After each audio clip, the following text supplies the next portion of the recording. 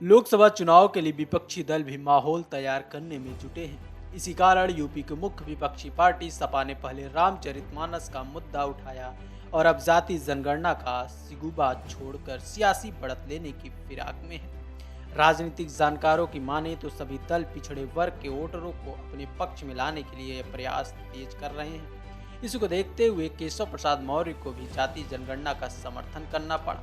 यही नहीं, बीजेपी के सहयोगी दल निषाद पार्टी और अनुप्रिया पटेल की पार्टी भी जाति जनगणना के पक्ष में ही है। ये ऐसा मुद्दा है जिसे हर कोई लपकने को तैयार है। बस इस मुद्दे पर सत्तारूढ़ दल ज्यादा खुल के सामने नहीं आ पा रहा है। आप जाति जनगणना के पक्ष में है कि नहीं? जाति जनगणना निश्चित तौर से हूँ। जाति जनगणना के पक्ष में है तो एक तरफ आप सियासी पंडितों की माने तो बीजेपी के वोट बैंक बन चुके पिछड़े और दलितों को सपा अपने खेमे में वापस लाने की कोशिश कर रही है।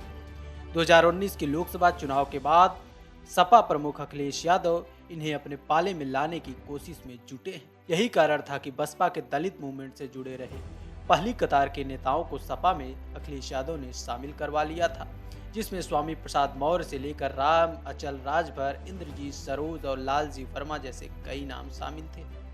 इतना ही नहीं, जहां एक तरफ अखिलेश यादव जाति जनगणना की मांग उठा रहे हैं, वहीं दूसरी तरफ उनके नेता ब्राह्मणवाद के खिलाफ मुखर बोल रहे हैं। समाजवादी पार्टी की कोशिश थी कि मैनिफेस्टो में इस बात को शामिल किया जाए।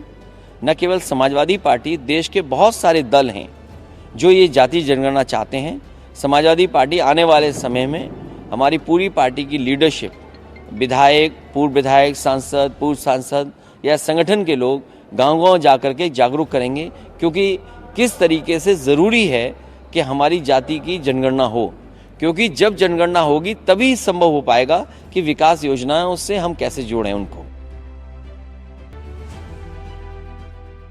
अंबेडकर वादियों के जरिए अखिलेश यादव उत्तर प्रदेश की सियासत में दलित और ओबीसी को अपने पक्ष में एकजुट कर बीजेपी को पटकनी देना चाहते हैं। सियासी जानकारों का मानना है कि इस पूरे मामले में अगर राजनीतिक दलों को देखें तो बीजेपी के लिए बहुत सधी हुई सियासी बयानबाजी और कवायद बेहद जरूरी मानी जा रही है। सपा के पिछड़े वर्ग प्रकोष्ठ के अध्यक्ष राजपाल कश्यप कहते हैं कि सपा का बहुत पुराना मुद्दा है जिस पर बीजेपी सरकार ध्यान नहीं दे रही है।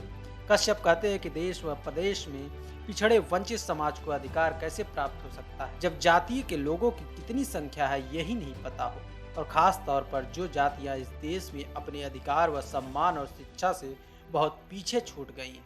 उन्होंने कहा कि सपा प्रदेश भर में इसके लिए जागरूकता अभियान चलाने जा रही है। इसके साथ ही एक टीम बनाकर गांव-गांव और विधानसभा में जाति जनगणना के पक्ष में जन आंदोलन बनाकर सरकार को इसे लागू करने के लिए मजबूर करेगी।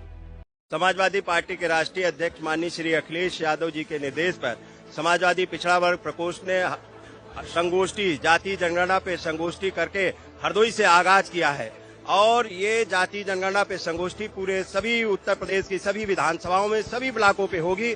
और क्योंकि समाजवादियों की मांग रही है कि सन सोपा ने बांधी गांठ, पिछड़े पावे 100 में 60, जिसकी जितनी संख्या भारी उसकी उतनी हिस्सेदारी, और जाति जनगणना होना संवैधानिक भी है क्योंकि पहले भी हुई है। अगर जाति जनगणना ठीक से हुई होती तो आज ये जो नगर पालिकाओं में आरक्षण पे लेकर जो नगर पालिकाओं के सुप्रीम कोर्ट ने जो टिप्पणी की और आरक्षण के लिए कहा है तो ये लेट क्यों होता। तो इसलिए समाजवादियों की मांग है कि जाति जनगणना कराए सर। जाति जनगणना पर विशेषज्ञों का मानना है कि विपक्ष को लगता है कि बीजेपी ने हिंदुत्व के जरिए काफी जातियों पर पैठ बना लिए है तो वो बीजेपी की तरफ खींचे चले जाएंगे। ऐसे में छोटे छोटे वर्गों के लिए राजनीति करने वालों के लिए जगह ही नहीं बचेगी। इसी को देखते हुए सपा, बसपा और दक्षिण के कुछ दल अब वो जातियों को आधार बनाकर हिंदुत्व के बड़े वोट बैंक को अपने हिस्से में लाने की कोशिश में जुट गए हैं। सपा अल्पसंख्यक और पिछड़ों की राजनीति करती रही, ये रणनीति ज्यादा काम नहीं आ रही, इसलिए वो बीजेपी में गए अति पिछड़े और दलित वर्गों को अपनी ओर लाने में लगे हैं।